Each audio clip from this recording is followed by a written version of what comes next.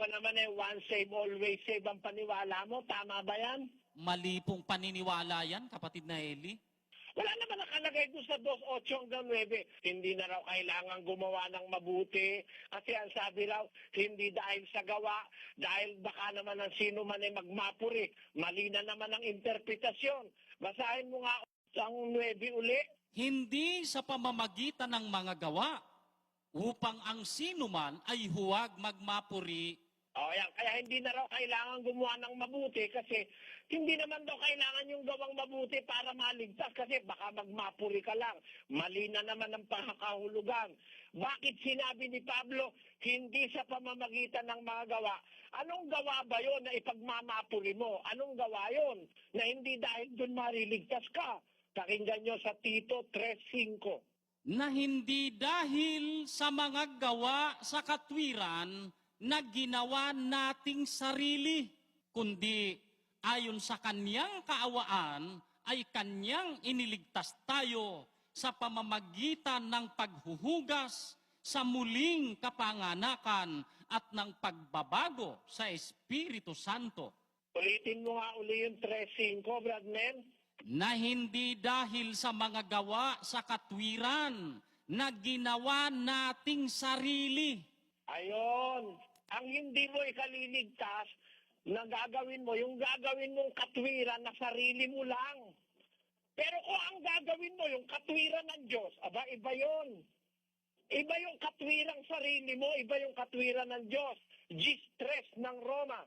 Sapagkat sa hindi nila pagkaalam ng katwiran ng Diyos at sa pagsusumakit na maitayo ang sariling kanila, ay hindi sila napasakop sa katwiran ng Diyos. Merong mga tao ang ginagawa katwiran nilang sarili.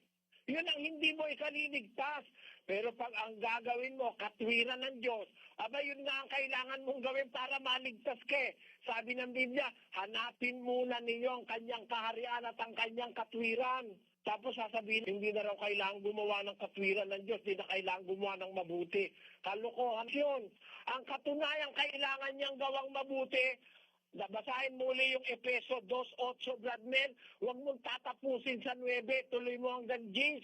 Sapagkat sa biyaya kayo'y nangaligtas sa pamamagitan ng pananampalataya, at ito'y hindi sa inyong sarili. Ito'y kaloob ng Diyos, hindi sa pamamagitan ng mga gawa, upang ang sino man ay huwag magmapuri, sapagkat tayo'y kanyang gawa na nilalang kay Kristo Jesus para sa mabubuting gawa na mga inihanda ng Diyos ng una upang siya nating lakaran. Ayun, nakita mo na kung alin yung tinutukoy na gawa na hindi mo gawang sarili. Hindi sa pamamagitan ng gawa upang ang sino may wag magmapuri. Aling gawa yon? Yung gawang sariling katwiran mo. Pero ang sabi ni Pablo, kung itutuloy mo sa 10, sapagkat tayo kanyang gawa. Yun ang dahilan, kaya hindi dahil sa gawa ng katwiran maliligtas ka, na gawa mong sarili. Sapagkat tayo kanyang gawa na nilalang kay Kristo Jesus para sa mabubuting gawa na inihanda ng Diyos. Tamo, meron palang gawa na inihanda ang Diyos. Yun ang gagawin natin. Hindi yung gawa ng katwirang ginawa nating sarili. Kaya tama ang sabi niya sa 9, hindi dahil sa gawa, upang ang sino man ay huwag magmapuri. Aling gawa yon? Yung maipagmamapuri mo, ikaw mag-isa gumawa. Pero kung ang ginagawa mo, katwiran ng Diyos, hindi mo naman pwede ipagmapuri dahil ang Diyos ang gumagawa nun eh. Hindi mo naman magagawa yan kundi katulungan ng Diyos eh. Kaya sabi ni Pablo, sapagkat tayo kanyang gawa, nilalang kay Kristo Jesus, para sa mabubuting gawa na mga inihanda ng Diyos ng una upang siya nating lakaran. Ano ibig sabihin, kapatid? Meron tayong hindi dapat na gawin, yung gawang pansarili. Pero, yung gawa na ipinagagawa ng Diyos na inihanda niya na nung una pa, ba kailangan natin gawin yun?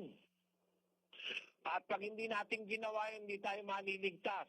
Kasi, sabi sa San Juan, ang sulat ng unang Juan ay ganito. Pakinggan nyo. Mumuntikong mga anak, huwag tayong magsiibig ng salita ni ng dilaman, kundi ng gawa at katotohanan.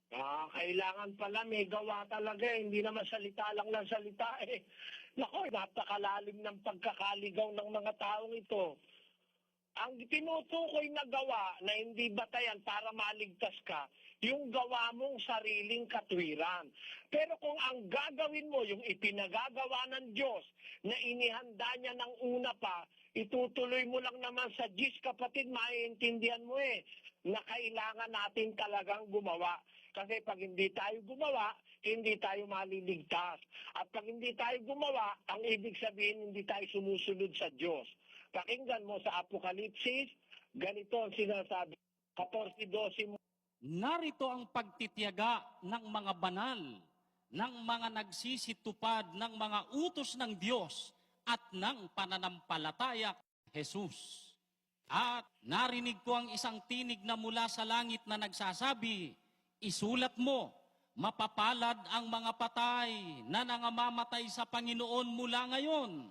Oo, sinasabi ng Espiritu upang sila'y mangagpahinga sa kanilang mga gawa, sapagkat ang kanilang mga gawa ay sumusunod sa kanila.